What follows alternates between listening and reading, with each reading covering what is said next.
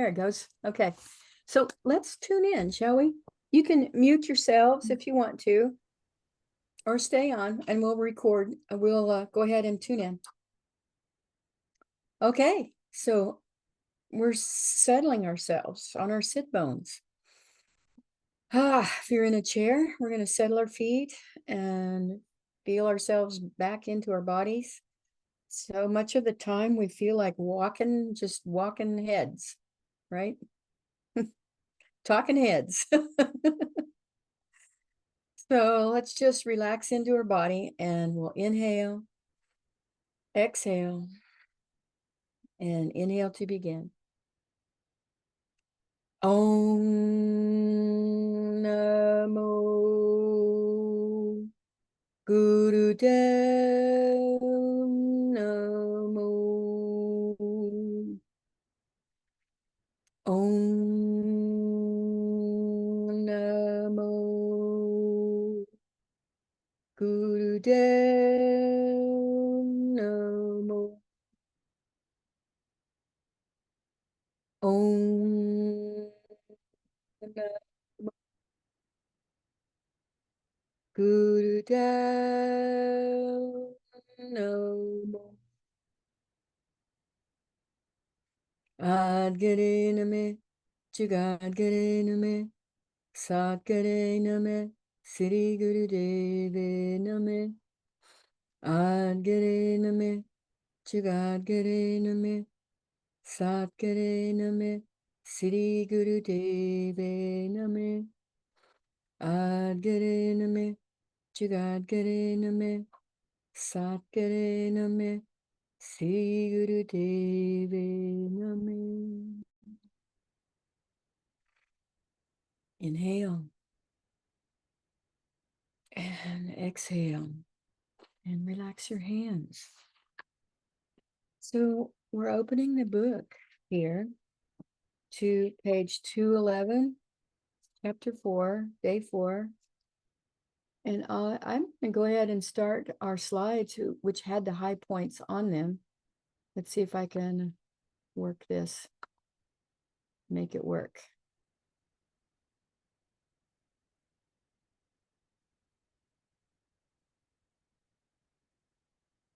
See if we're on the right chapter here. Yeah. Okay. Spiritual warrior. So we're looking at mastery over mystery. Now I can see you there. Okay. So what stood out for you on that next page, 212 or 213? Don't just, just unmute and jump right in. Okay. You don't have to wait for anything. On the first paragraph there on 212, in reality, there's no such thing as a lie. It's just gaining time, saving face, getting out of the situation, because there are things in life you can't confront. Yeah. Yeah, there's a lot of shame around that practice. A lot of shame around that because everyone wants to tell the truth. In our practice, it's all about satya, truth, to the best of your ability. So we try to develop other habits of gaining time, or by saying, I just don't know. I don't know what I think about that. I'll get back to you. Yeah. Yeah, there's definitely a real pressure about needing to appear a certain way. So, Yeah. especially in jobs, I think. Yeah. You find that mostly happening at work?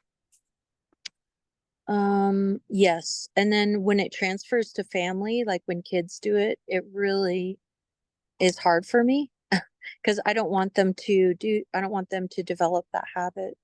But it is part of our culture, and like, I guess, if you didn't do your homework at school, if you could lie about it and still get it turned in some way, like you would do that because it's more important to meet the deadlines than it is to tell the truth. Or Yeah. this seems like.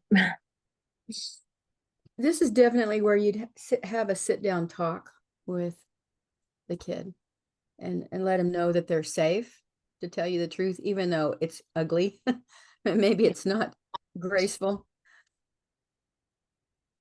Yeah. Well, and it's also like, I think it's important to show kids that we make mistakes and that we work through things, that we don't know. And then a lot of times I'll just say, that'd be a great thing to Google, or, I'm not really sure. That'd be a great thing to try to figure out. Yeah. So, and I also, on the next column, it Mm-hmm. talks about nirbo nirvare, the fearless state of mind, and You, how, what's up? you want to read it? Yeah, sure. You have an understanding to be, its second paragraph about halfway down. Beyond that, when you're in a ripe age, you have the understanding to be in an absolutely fearless state of mind, which must not have any fear, which is called nirbo nirvare. Because when you reach the state of nirbo nirvare, you understand Satnam. When you understand Satnam, you're actually understanding your own identity.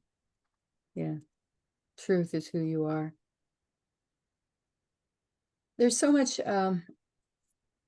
so many issues around safety with everyone right now. Who don't feel safe in your environment. You don't feel safe in your family. You don't feel safe in the culture. You don't feel safe in the elections. You don't feel safe farther out in the world. And it all starts at home, doesn't it? It all starts actually with your sadhana. If you can feel safe internally, you can feel Mhm. safe everywhere. I think it's also to be authentic, like to be fearless of who you really are and expressing that. Yeah, and And that comes up again a little farther in yeah, where it talks about accepting who you are as you are right now. yeah, Yeah. that's such a beautiful concept because that's really like how people are so beautiful, when they're able to um, not feel the pressure to put on a face or to behave in a way to try to get people to see them a certain way. Yeah. It's a really, you can tell. I mean, it's just like there's a peacefulness and humility about them. Yeah. Yeah. So are you finding some traction with that meditation that it helps with that? I've had a really interesting experience with that meditation. Um, I started to go to the doctor and like take care of my body better. Um, I have been kind of neglecting doing that, preventative care. And then Yeah. once that happened, then I did a cleanse with a friend of mine who's an Ayurvedic specialist. And um, I've had a lot of insights of my habits and patterns. That's what's been happening for me a lot. And then, yeah, just trying to I feel like it's pointed me more towards doing things that nurture me and take care of me. So maybe that is part of my authentic longing and my authentic self. That's beautiful. That's a beautiful place to be. Are you hanging in there, Susan? I am. Okay. I'm following along. I'm like, where are we reading? I'm sorry. It was page 212. Okay. Yeah. I found it. Yeah. Um, yeah, I don't really have anything to add. Okay. All right. Well, some of the things that are pointed out on that page and the next page are being in a world with inner conflict can diminish your aura by 2 feet, hampering effectiveness. And if you think about the average person being about 6 feet out, right? A really radiant person is 9 feet out, right? So if you're 6 feet out and you lose 2 feet, that's a lot. I mean, sick people have an aura that is like just barely around their body. So I keep thinking of how this practice helped me when I worked for the gardens and that big shift that happened, that I was able to that's what happened. I mean, I just felt like I didn't have any conflict anymore with anyone or with myself. And that's what happened. It just, everything got I don't know if it's the aura that changed, but I think we've talked about this before. People started approaching me to help them. So yeah. Yeah. Yeah. It did change your radiance. It completely. Yeah. Completely. Yeah. And so it just, if you keep up some kind of meditation practice, it'll raise your baseline for how big your aura stays out. Just like when you do a certain amount of muscle exercise, it raises your baseline for what you can, how much strength you have. Same sort of. That reminds me that which one is this when you do that's the grief meditation. Waheguru. Yeah. Waheguru. Yeah. Okay. Well, I have been a little kinder to myself when just about like not being so rigid, because it's just this summer has been really not like structured. So we're just, I just have been all over the place, and not in a bad way. So I'm like, make it work however I can where I am. I did journaling, but when we were gone, but I would just wrote down things like, holy cow, just like things happening, and just like, because we were moving every 2 and 3 days. We were in a different city. We were on a train. We were flying somewhere, and I thought, well, I'm not going to beat myself up about this. I'll either start over or just make it work however I can. So yeah, it's hard to schedule in downtime on a trip that big. You just want to absorb it all so much. You may never be there again. Oh, we won't be. I mean, we don't usually return to where we've been. So we always just try to soak up everything and, learn and understand. And we're out in the middle of nowhere, and so that's what I thought. This is a gift to me that I'm just going to absorb and not put so much pressure on myself to make sure that I'm getting everything done. And, so because that kind of defeats the purpose. So yeah, it's a balance, isn't it? To be completely present and absorb it. You will process it. And as you process it, you will write, that's when we get to share it with you, Exactly. So because I knew this call was today, I'm like, well, I haven't looked at my book, and I can barely stay awake, and I probably am very parent, but no worries at all. You'll have time to look through this again before we approach the test. Okay. After you get yourself regulated again. So that's on this slide right here. Accepting ourselves as imperfectly perfect becomes the foundation of our still point. I like that one. I do too.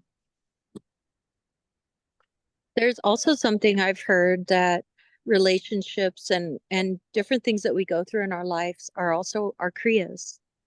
So going on a trip to Japan is a kriya, where you have to learn flexibility in a new way, and you have to stay present and work through whatever comes up. Traveling is a great way to do that, to practice that. Yeah, I like that. It's really true, especially I found Japan to be, kind of like New York on steroids, especially in Tokyo. But China was just, it just blew my mind. It was amazing and old. I mean, I think it's so old, and you just felt all this mystery and energy, and especially out in the rural areas, that I just thought, it's like, I'll never get, this is magical. So that's why I decided not to be like, I need to get up at 4. Like, I just went to bed. So I just decided to embrace where I was. So. Okay. That's your kriya. Yeah. That was your kriya. Like that. Yes. So we're trying to work with our 5 elements, 8 chakras, 10 bodies, nervous and glandular system.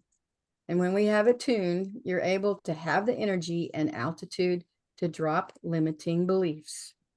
Okay, so you just dropped one right there. I heard it clunk. I love this quote from Einstein also. It says, we cannot solve our problems with the same thinking we used when we created them. This is on page 214. I wrote that down actually in my notebook. Yeah. It's a great quote to hang on to. Early programming directly affects how we respond to stress. So sometimes we have to rise above our, in fact, we always have to rise above our raising. Okay. So aren't you glad you don't have to do that Kriya again? Kriya for the glandular system. Have you done any of the Kriyas or meditations?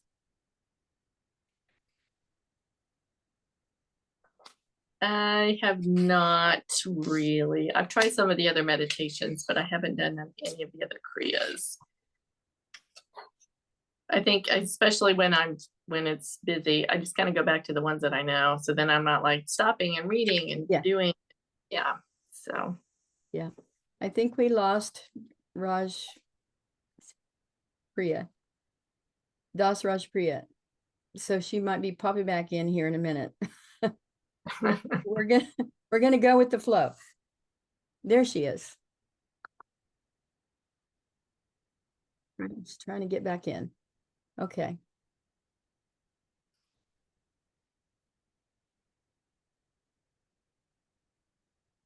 Okay, so when karma for previous lifetimes is cleaned and your courage is steady, everything will start working for you. This is one of the things I had marked.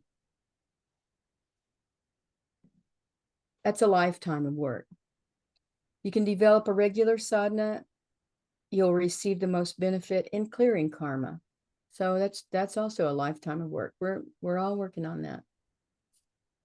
Examining the impact of your promoting habits versus your demoting habits is something that has to be done with kindness.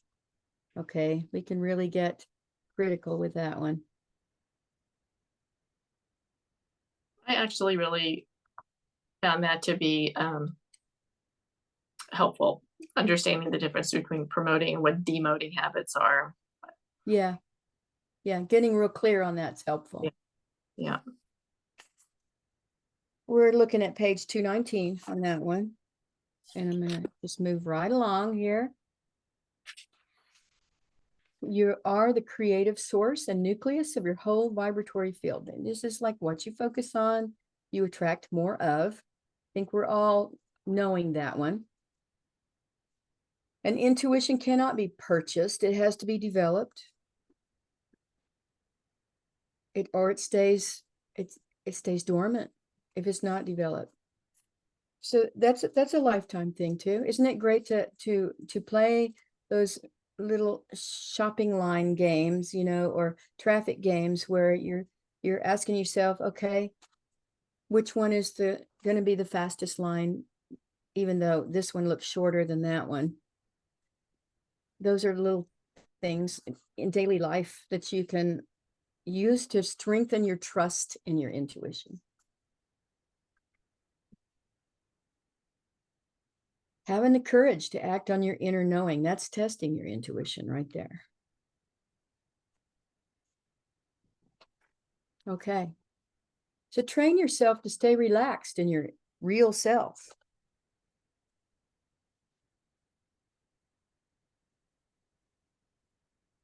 The more you know and accept your original self, the more likely you can have compassionate connection with anyone.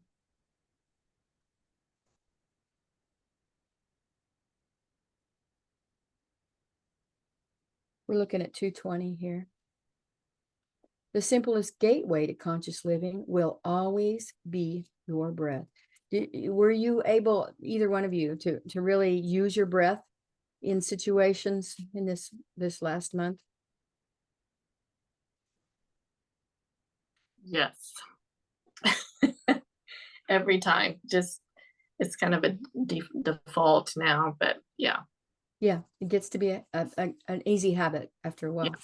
Yeah. And you have such a wide variety of breaths you can go to.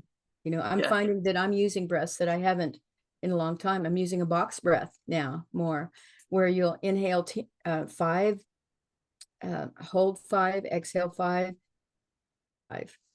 This is like a 5 count, okay? And you can stretch that to 10 in each spot also. And it's an amazing neutral mind enhancer.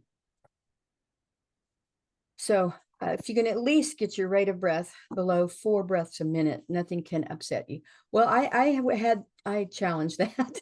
I think things can upset me anyway, but I'm working the heck out of that one. That's inhaling 7 or 8 counts and then exhaling 7 or 8. Well, I think it's okay to be upset. I think it's just not staying upset or taking it out on other people. Because then if you have no emotion, that's not good either, in my opinion. Yeah.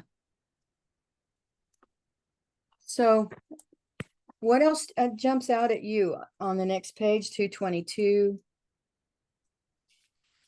223.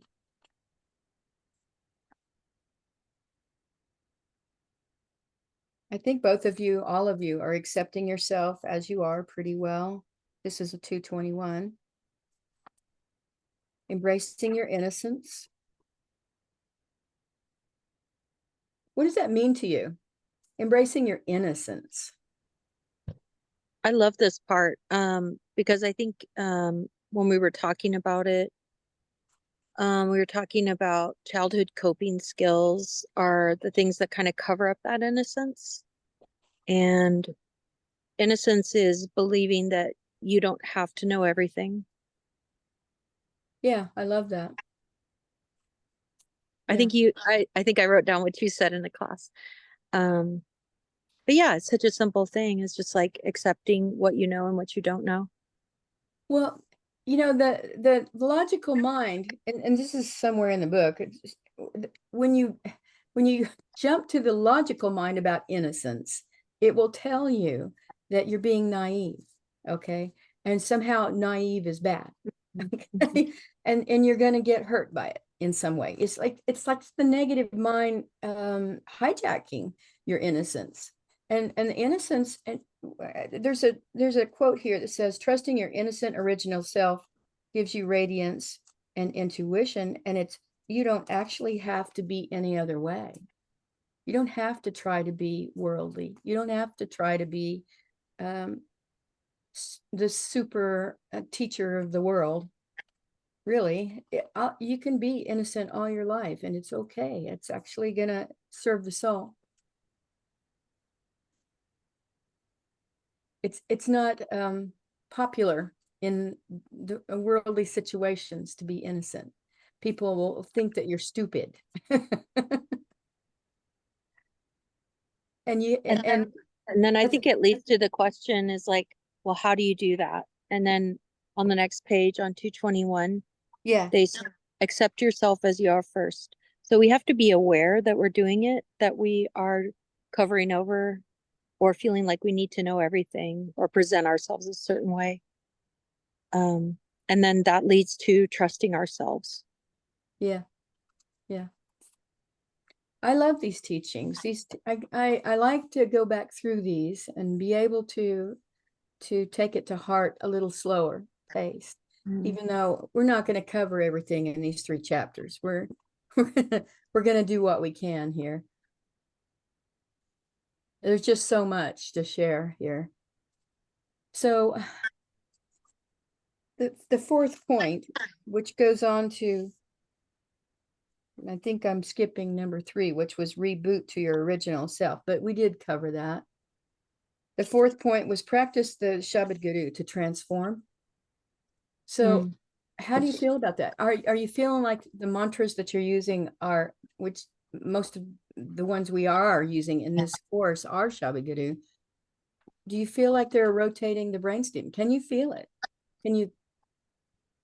Does it make you more aware?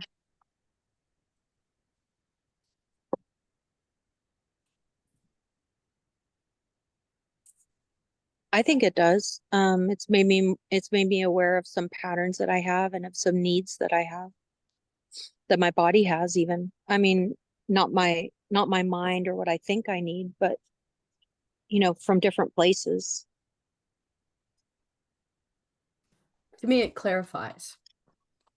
You think you want this thing, and then you do some Shabad Guru for a while, and you go, oh, well, actually, that was just kind of like a pipe dream, and this is what I actually need. It clarifies. Or it just settles. It just settles my, it just kind of settles my brain. Yeah. Yeah. So then I can make a good decision. Okay. So Yeah, the that's what it says. The Shabad Guru gives us extra power to help us rebirth our inner dialogue, which is a key place we can apply our will to vibrate in a new way that matches who we are today. exactly. And that's exactly how it raises your vibration, isn't it? Mhm. It lightens the old patterns and then gives us extra power to basically we align our inner dialogue. What that with the mantra I've heard people say that it creates a new template and then it deflects things that don't fit into that template. Exactly. That's Yeah. exactly it. When you think of how a template works, a pattern, Mhm. I think of it visually. We're talking about a sound pattern here, but when I think of it visually, it's like laying down a stencil, and you're tracing the inside of it, right? And so it guides your pencil or your marker, and so you're being guided by the template of the sound. And I love that they suggest that Aung San Waheguru.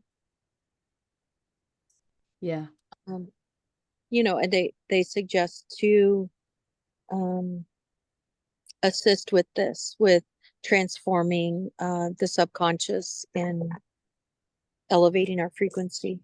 Yeah. Removes haunting thoughts. Yeah. So Especially, haunting thoughts could be like trauma, right? Or yeah. and self-critical thoughts, like, and also worries, like we worry about something or keep going over and over something in our minds. Yeah. And your clue is you notice that you're still thinking that thought at the end of the day, Mhm. like that's a big clue that there's a haunting thought there. Or also if you have a conflict inside, like some of us have like a critical self voice, but there's also a part of us that wants to be free of that. And when you feel those, that's haunting, I think, too, when you feel this inner conflict Or it could between. be, Mhm. yeah, it could be. And it could also be something that happened to you. Something out of control that happened to you that you didn't mean for it to go that way. And you keep going over what you would have done, how you would change it. And Aung San Waheguru is so good for that. It's such a blessing. So is there anything from your flash writing that pops out at you?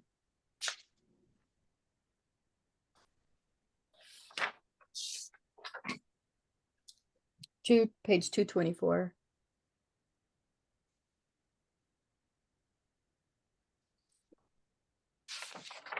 This quote right here was from the left column. Today's small things said will become a guiding star for people tomorrow. So we have to be so conscious about how we communicate. That's been so in my face lately, is watch every word that comes out.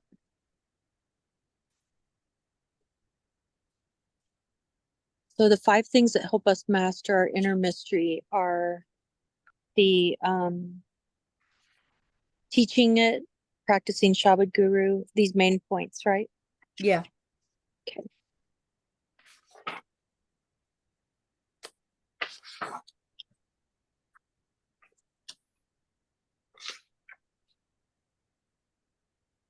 I think what's interesting is that some of the strengths that I wrote down are like the flip side of the weaknesses.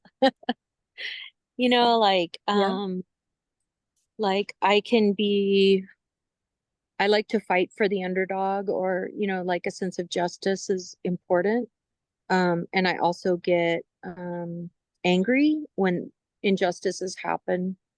So they're kind of like two sides of the same coin. But it's cool, you can see that like there's a value in whatever challenge you have. We're all working on something. Yeah. Yeah. So are you keeping a journal, you guys? It's Yeah. good to Yeah. keep notes. Yeah. Yeah. Because it's long times between these months. So much is happening energetically too. There's a huge conjunction on Monday, Mars and Uranus. It's going to turn things upside down all over the place if it hasn't already. You know, I was feeling it coming in. Seems like, oh, so hang on to your sadhana. That should be a t-shirt. Yes, yes. And somebody like holding onto a roller coaster with their legs out in their Yeah. hair in the wind. Whoa! Maybe you're like hanging onto your yoga mat and you Yeah. Yeah. Perfect. I'm going to draw that. That's funny. So one of these quotes here was, the insanity of a human is they chase the shadow, which is the shadow of the light of the soul, when actually they can just hang out in the light, you know, that being the point. Do you know where that is? It's page 225 on the right column, about halfway down.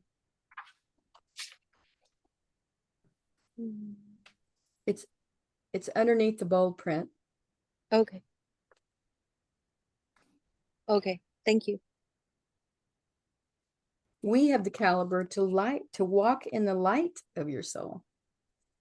But we don't want everyone to see us, you know, because if the spotlight's shining on you, you have to be good. You know, you have to measure up. People don't want to have everyone looking at them. The pressure's on, right? Yeah. I think that's a big aspect of being yourself and being authentic. Yeah.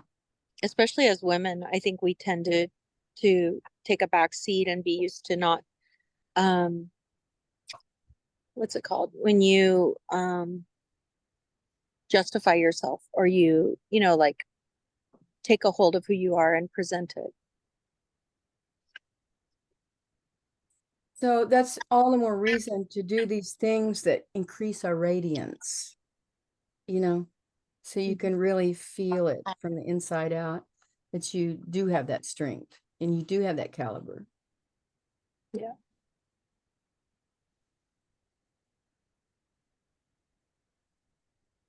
Okay, we're going on to the next page. Living during a change of an age can expedite the speed of our inner progress if we do the best we can with what we have. What else can you do? Yeah. Yeah. Okay. I think we are doing the best we can with what we have.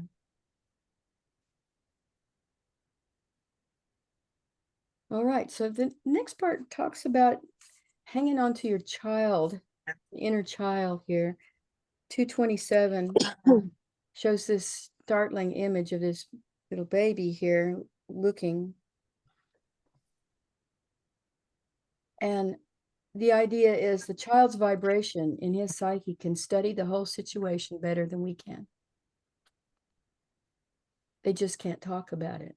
You know, they haven't developed the language for it. That's all. When they talk about the shadow, I think I kind of missed that. What is when they're talking about in the section? That's your bad habits, you know, your habits that make you ashamed, your habits that you don't want to share with anyone, but you can't ignore them. Like things you catch yourself at, and you wish so much that you could change, but they're slow to change. Okay. So it's something you spend a whole lifetime on. And like you're not. Indecisiveness. What's that? Like indecisiveness? Yes, that can be it. It can be, or habits of language, like interrupting people. You know, or it could be habits of thought, of going to judgments, you know, like overactive negative mind. And you know, it's like water dripping on a stone. You just keep at it, keep at your practice, and that's what integrates that habit into the rest of your life, by not denying it. admitting that, okay, I have this bad habit, and maybe I have too many cookies. Maybe, I don't know when to stop, or don't fast enough, or, it could be so many different things that we feel like we should be doing better by now. And yet, just the fact that we admit it, and we're okay, I'm working on that, and you forgive yourself for not being perfect, we're imperfectly perfect, that in itself is integrating the shadow. That is so helpful. And, they talk also on the page 226, like the third paragraph, about Nam. Nam is not what you think Nam is. It's not something you think. Nam is who you are. It is I am, I am. It's not what you think you are. So that would be like when you deny your shadow, right? Yeah. Nam is what you are. It's not to be. It's not what you are striving for or what you want to be in the future. There is no harm to be weak. Admit it. Yeah. When you say this is wrong in me, you will correct it. Yeah. You're taking the first steps in it by shining a light on it, Yeah. whatever it is. Thank you. That's really brings it together for me. We're all working on something. That's what I love about this whole path is you're in a community of people who are working on these things. We really could benefit from like a peanut hour of some sort where we get together and talk about things. I know. If you guys ever want to get together, I really miss community a lot. Yeah. And I would love to just get together and talk about whatever. Okay. Yeah, if you guys want. I had talked to my yoga class, my in-person yoga class, about a Fourth Friday Zoom situation.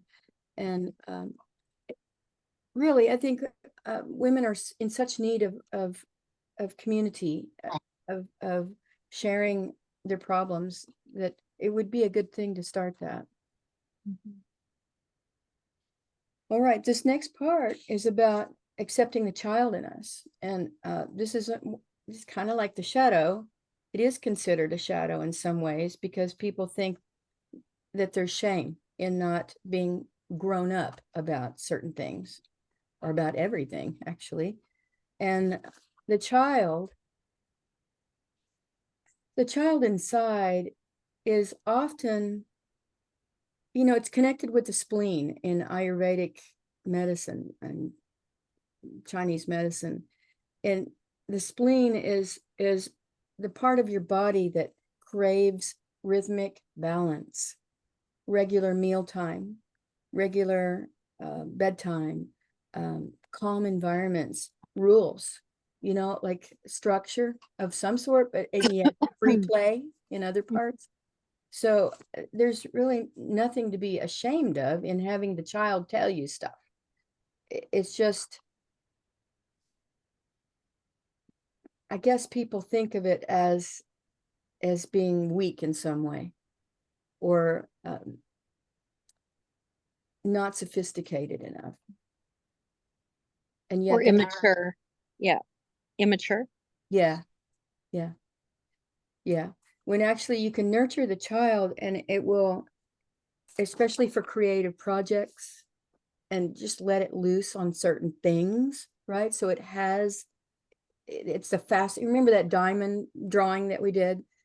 Creativity in the inner child needs to be part of your facets, where you can let it loose on something, and so that inner part of yourself is valued for something. So lots of people don't know quite what to do with the inner child, how to nurture it and make it work for themselves.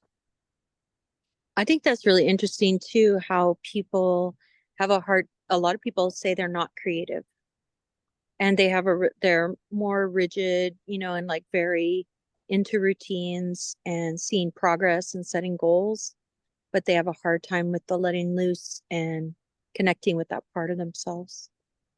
Yeah, I think that's the overdominance of the left brain in our culture that encourages us that, and the school system that pushes us into that. Mhm. It was very damaging for me. I was always a square peg in a round hole because Me too. I never let go of the inner child. I kept it for my work. It was driving all my art, you know. So anyway, we want to keep that inner child safe and alive, so you can work with it. And that was this whole section here about being kind to the inner child on page 228 and 229.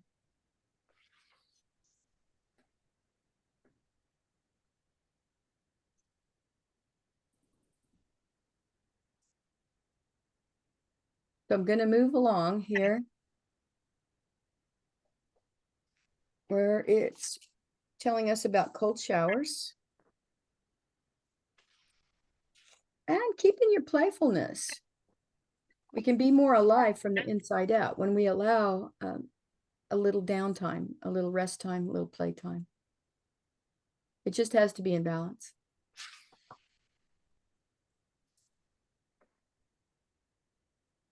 And this is laid out on page 232, 1 through 10, about the inner child.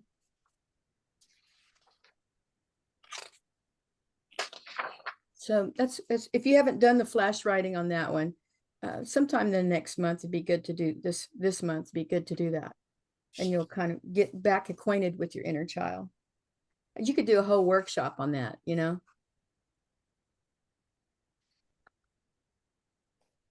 And then we had the Venus Kriyas. Reflexes of the vital core. And then we're looking at the past. We don't see the world as it is. We see it as we are. Old, ineffective ways of thinking, when interpreted through the neutral mind, reveal the wisdom and actions to move beyond the past and out of negative thought loops. For those with PTSD, the symptoms don't feel a little better each day after a shocking event. They're caught in a thought loop. So we're going into what it's like for people with severe PTSD. The signs and symptoms of post-traumatic stress. Trauma can interfere with their reset. I love this quote by Albert Einstein. Reality is merely an illusion, albeit a very persistent one.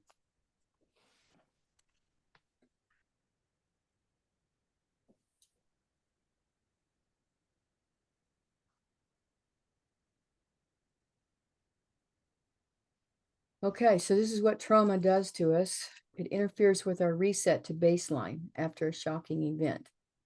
It's a disorder which we're stuck in fight or flight or freeze mode. PTSD makes the amygdala grow larger from overactivation, which accounts for hypervigilant behavior. So what jumps out at you on these pages here? 238, 39, 240, the research on Kundalini Yoga and PTSD.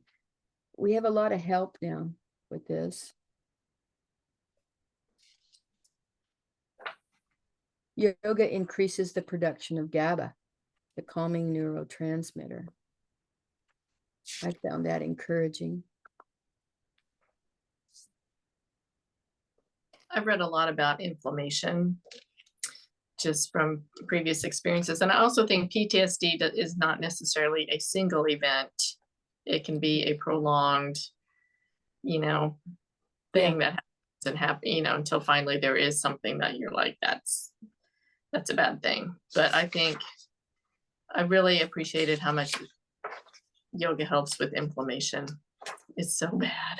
It's just that prolonged stress and inflammation, and it's been very helpful for me to understand that. Yoga balances the cytokines in the body. Yeah. Yeah.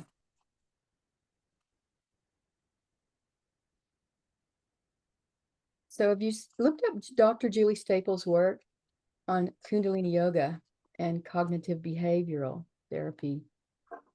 She's done a few studies too, and she's written a book. It's a pretty good book with the combination of cognitive behavioral therapy and Kundalini Yoga as protocols. So it's pretty useful.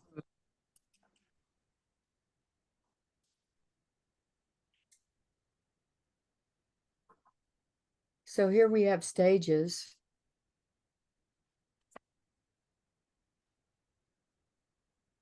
First stage, regaining a sense of safety, learn how to regulate emotions.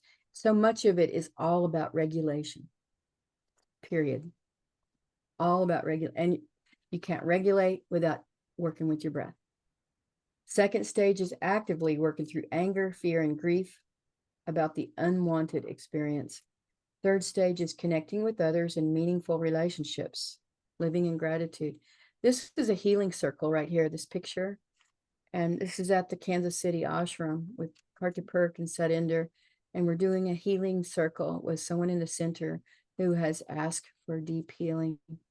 And it's a beautiful thing to be a part of, to see other people truly being healed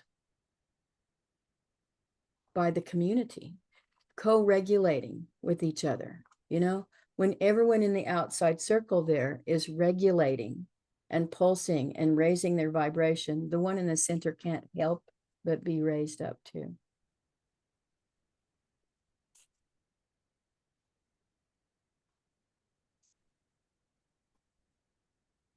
All right, so this is talking about life lessons often introduced between ages 7 to 18.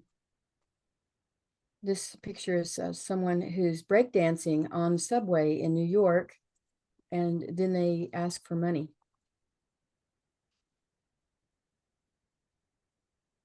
It's a way they've learned how to cope with the job situations, the social situations in a big city, and it's working for them in this situation.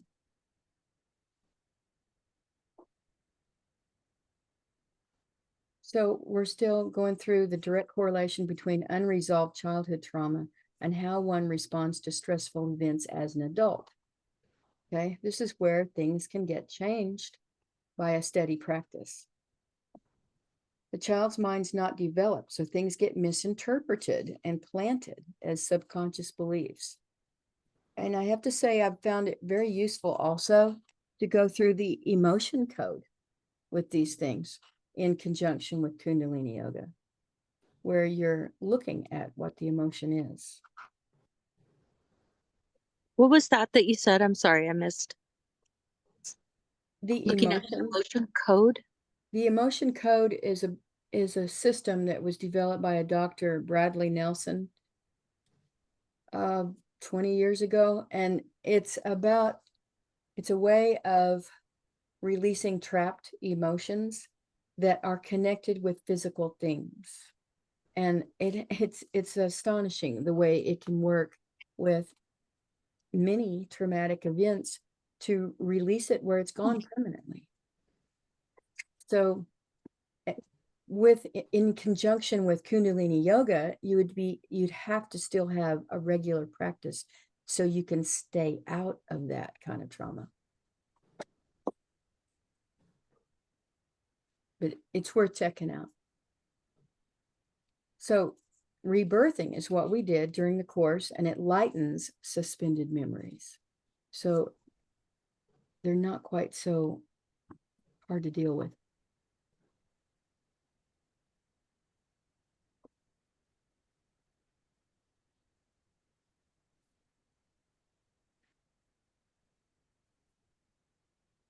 And then we go into the ACEs, adverse childhood experiences. This is page 242. Can I just ask a clarifying question? Yeah. So when we're working with these trapped emotions, like these loops that haven't been healed, first we work with them directly, like you said, the emotional code, and then we use a regular practice to help us stay out of getting stuck in the loop again. Is that right? Yes. Okay. It's kind of like if you could compare this to, say you have a pain in your shoulder blade. You can't get to it. You can't reach it. You can kind of get rid of it with the yoga, but it comes back and it comes back. It comes back. A regular meditation practice will slowly dissolve this, right? You can do emotion code on it, and it works with a magnet. It's magnetic, and it works with your governing meridian, and you can sometimes release it instantly right there. And then your practice, your steady practice, keeps you level, so you can not ever let it back in. Okay. Have you used somatic tracking, Gwen? No. I've used that to, something similar happens with me in my lumbar spine. And I learned this from my physical therapist about somatic tracking, where you instead of like, because the fear of the pain happening makes it worse. Yeah. So you like track, there's a worksheet that you can get that like teaches you how to, you feel it coming and you just kind of sit with it and breathe with it and work with it. And I'm not describing it very well, but it's been very helpful to me. I don't know if it's the same thing as emotional coding. It But sounds similar. yeah, And we are talking about emotions getting stuck physically in your exactly. body. Yeah. That Which was a huge revelation to me. And I still have it, but it's so much, I mean, strength training, all kinds of things, but the somatic tracking was very helpful. okay. Yeah. We will talk more about that. Yes. Okay. So the thing about the ACEs that were in the teachings here on page 242, 243 was about, these are ACEs are the adverse childhood experiences, is people will have no idea their medical problems could be related to what happened to them when they were young.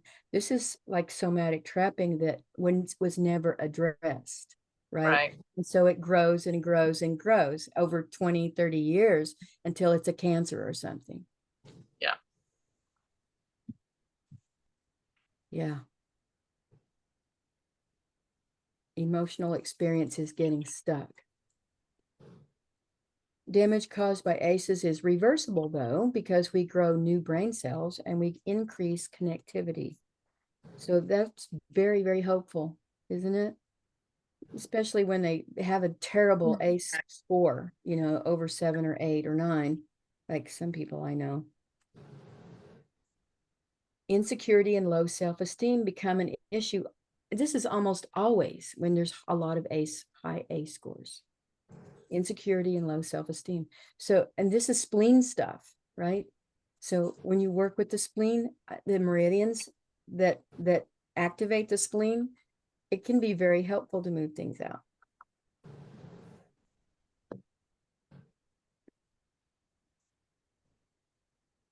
So these are the symptoms of people with high ACE scores: insomnia, hypervigilance, difficulty concentrating, exaggerated startle response, nightmares, overreacting to events. And Dr. Dharma has some work on this, shows that healing ACE with yoga and meditation can also stop the transmission of this to the next generation, which is huge right there, being able to stop it. This is where in our teachings where we understand that by stopping it in you, you affect 7 generations forward and 7 generations back.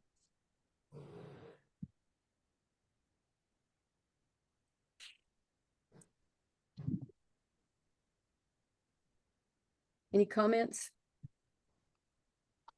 I know we're going kind of slow. We've been about an hour already.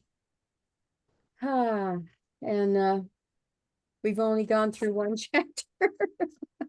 Yeah, So, there's just so much to cover in here. yeah, A yeah, lot. there is. And we have the date for the next one, right?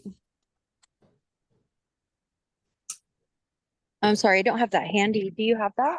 I'm gonna pop it out right here on Okay.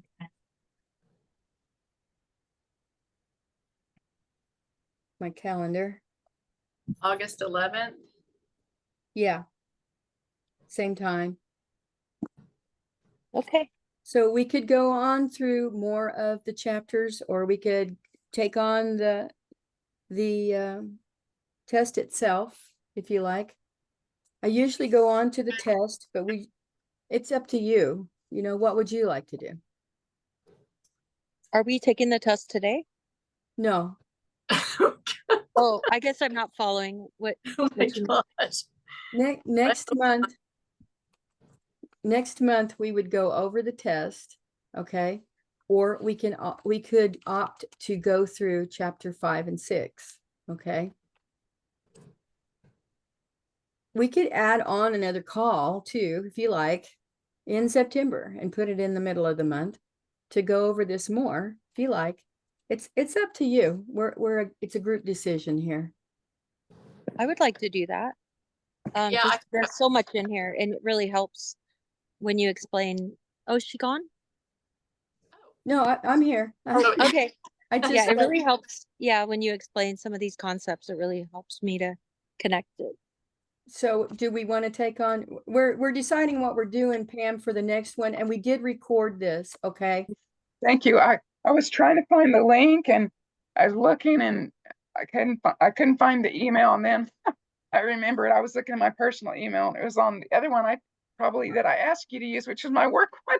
Oh, I'm so sorry. Sorry. Tell me which one is No, best for it's you. fine. That's usually the one that I look at all the time, but for some reason I thought you sent it to my other one. So I should send it to all 3 of your emails, really.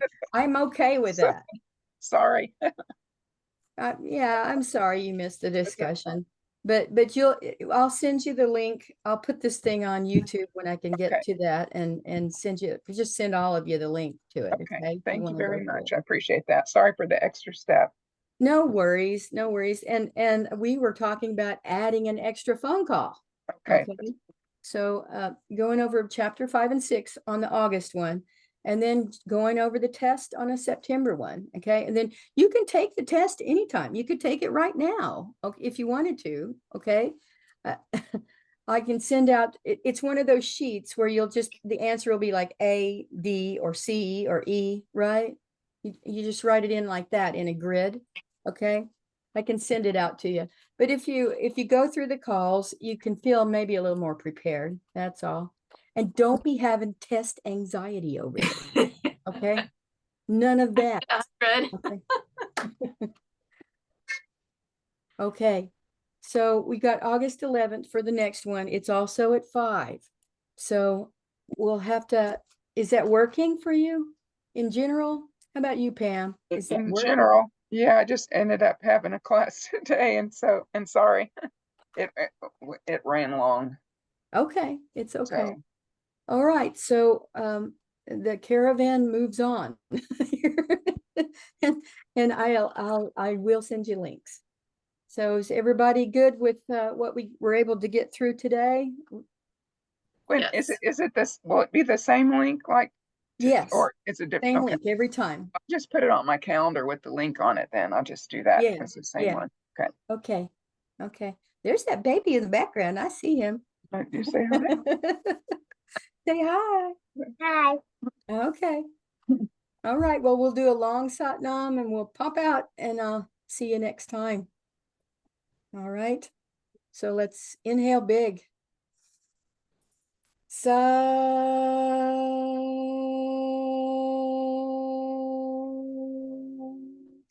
No.